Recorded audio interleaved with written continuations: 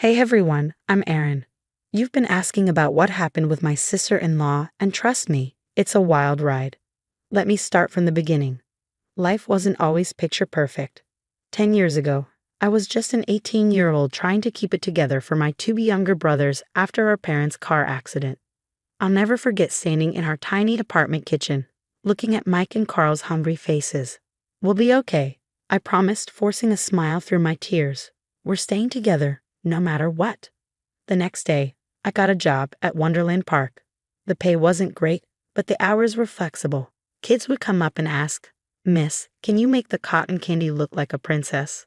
I'd turn it into a game, making them laugh while their parents recorded on their phones. One day, I decided to film myself at work. A day in the life of a sister mom. I posted it online, and the views exploded. People connected with our story. What started as a few followers quickly grew into hundreds, then thousands, and eventually millions. "Erin, your latest video made me cry," my coworker said one day. "The part about teaching Carl to ride a bike? So sweet." It was around then that James walked into my life. My friend Sarah brought him to the park one summer evening. "You must be the famous Erin," he said, smiling. "Sarah won't stop talking about your channel." We clicked instantly. He didn't see a girl from the wrong side of the tracks. He saw someone who fought for her family. 2 years later, we were standing at the altar. Mike, now 22, was our best man, and Carl, 18, couldn't stop grinning. That's when I met Patricia, James's sister. She hugged me at the reception, all smiles and designer perfume. "Welcome to the family, dear," she said sweetly. "James told us about your interesting background. So brave of you to share everything online." I felt the sting but smiled anyway. Later that night, I overheard her talking to James's mom. "Did you see her brothers? At least she managed to keep them out of trouble, considering where they came from." "They're honor students," I said, making her jump. "Carl just got accepted to Stanford on a full scholarship. James wrapped his arm around me, and Mike's starting his master's program next fall." Patricia's smile tightened. "How wonderful.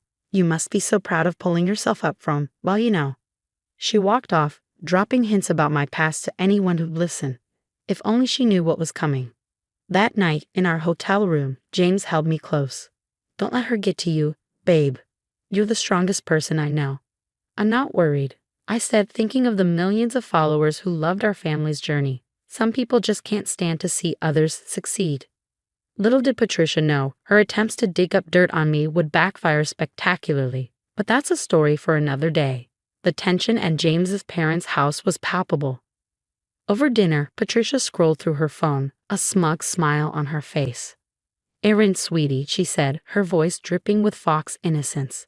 "Wasn't the Starlight Club near your old neighborhood? Such an interesting place." I kept my face neutral, focusing on my plate. James's mom shifted uncomfortably. "Speaking of interesting places," Patricia continued, "I ran into someone who said they knew you from back then. Said you were quite the performer." James's dad cleared his throat. "Patricia, perhaps this isn't appropriate dinner conversation." Later that week, Mike burst into my house, breathless. "Erin, you won't believe what I just heard," he said. I was at the coffee shop near Patricia's office. She was there with some sketchy-looking guy. He was showing her old photos of you from the club. My heart sank. What did she say? She kept talking about a family reunion and how she'd show everyone the real you. Just then, my phone buzzed. It was Carl. "Hey sis, heads up. Patricia's been asking around about you at my old high school. She even tried to contact my guidance counselor." "Let her dig," I said, surprisingly calm. "She won't find anything I'm ashamed of." The next family dinner was a disaster.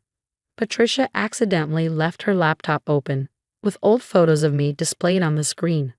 "Oh, Erin," Patricia exclaimed, her voice dripping with fox concern. "I hope those photos weren't too private. You know how quickly things can spread online." James's mom pulled me aside later, her brow furrowed. "Dear, is everything okay?" Patricia mentioned. "Some concerns about your past." I met her gaze, unwavering. "Mrs. Reynolds, I've always been honest about my life. You can ask James." That night, I discovered Patricia had contacted 3 of my old coworkers from the Starlight Club. My social media was flooded with friend requests from people I'd long tried to forget. "You won't believe this," Mike texted. Patricia's planning something big for the reunion next month. She was on the phone talking about a presentation. James found me sitting in our bedroom, staring at old photos. He knelt beside me, his eyes full of understanding. Aaron, Mike told me everything. I exhaled, the weight of my past heavy on my chest.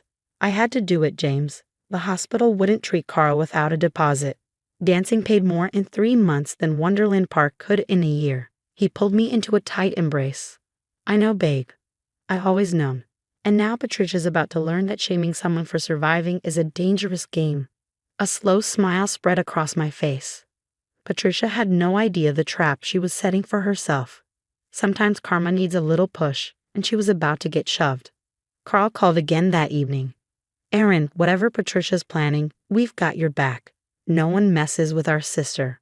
I hung up, feeling stronger than ever. Let Patricia think she had the upper hand.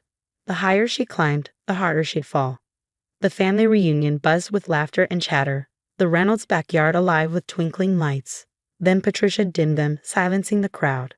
My heart quickened as she stood before everyone, a projector at the ready, and that signature smirk plastered on her face. Family and friends, she began, feigning gravity, I have something important to share about our dear Aaron. The first slide flashed onto the screen, me in my old dancing outfit. Gasps rippled through the crowd. Before she trapped my brother, Patricia continued dramatically. Aaron lived quite a different life. Here she is at the Starlight Club. More photos followed, me counting bills, posing in costumes. And here's the best part, she said with a triumphant sneer. She was seeing 3 wealthy men while dating James. The silence was electric. Then James stood, squeezing my hand. Actually, Pat, those wealthy men were my business partners, he said calmly. You remember them, right? You borrowed money from them to cover your casino debts.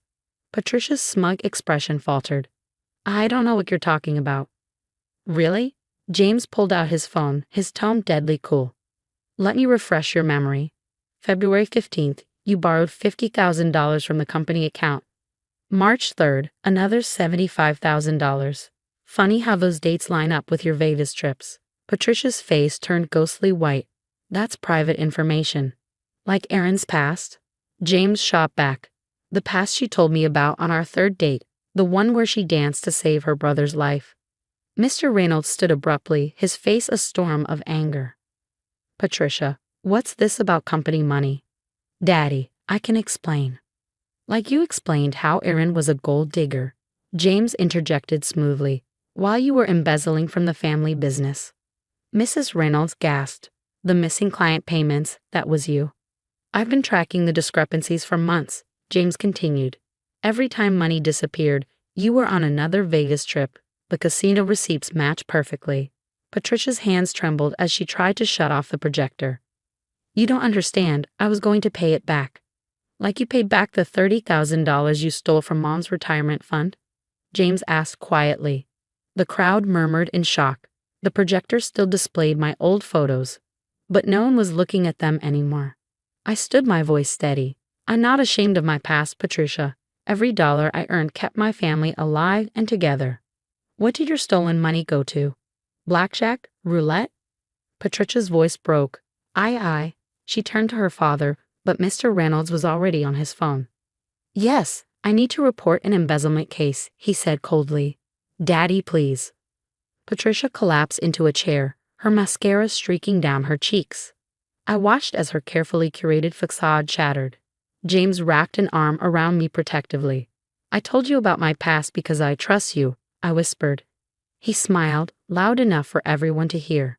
And I've never been more proud to be your husband. As the lights came back on, Patricia remained in the shadows, sobbing as her world crumbled around her.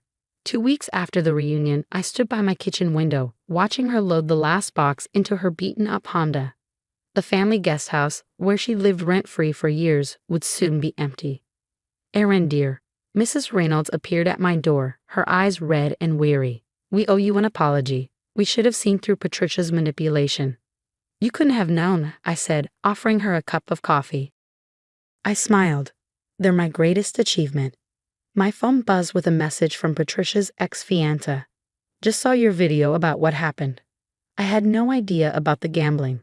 Thank you for saving me from a huge mistake. I glanced at my latest post, my past, my pride. It had already racked up 5 million views. The comment section overflowed with support. You turned dancing into an empire, queen. Raised 2 brothers and built a business. Iconic. Patricia who? Only know Aaron the legend. The fallout for Patricia was swift. News of her embezzlement spread fast, and her law firm didn't take kindly to criminal charges. Last I heard, she was interviewing at fast food chains.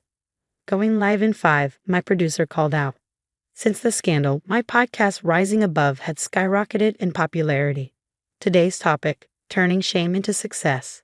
Speaking into the microphone, I began sometimes people will try to use your past to destroy your future.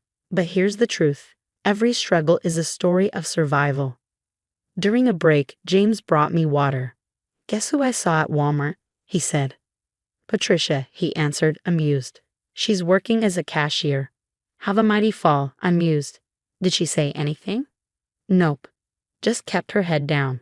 Pretty different from when she was flaunting those photos. That evening, my brothers came over. Carl beamed as he showed off his Stanford diploma, and Mike was brimming with excitement about his upcoming job at SpaceX. Remember when you used to make us hot dogs and call it steak? Carl laughed. Remember when Patricia said we'd end up in jail? Mike added with a smirk. Look at us now. As we reminisced, my phone lit up with a notification. Patricia had tried to follow my business Instagram. 7 million followers and counting while she struggled to make rent. Should I accept? I asked James. He chuckled. Let her watch from afar. I smiled, declining her request. Sometimes the best revenge is living well. I looked around at my beautiful life. A loving husband, successful brothers, a thriving career, supportive in-laws, and a platform that helped others rise above their struggles. You know what? I said, turning back to James. Some people need to learn that when you dig graves for others, you might just fall into one yourself. As my podcast intro music began, I leaned into the mic. Time for another episode of Turning Pain into Power. What would you do if someone tried to shame you for your survival story? Would you expose their secrets immediately or let them dig their own grave like I did? I'd love to hear your thoughts, especially if you've ever dealt with toxic family members trying to tear you down. Sometimes, the hardest part isn't surviving the struggle. It's facing the people who weaponize it against you. Drop it if you believe your past made you stronger, not weaker.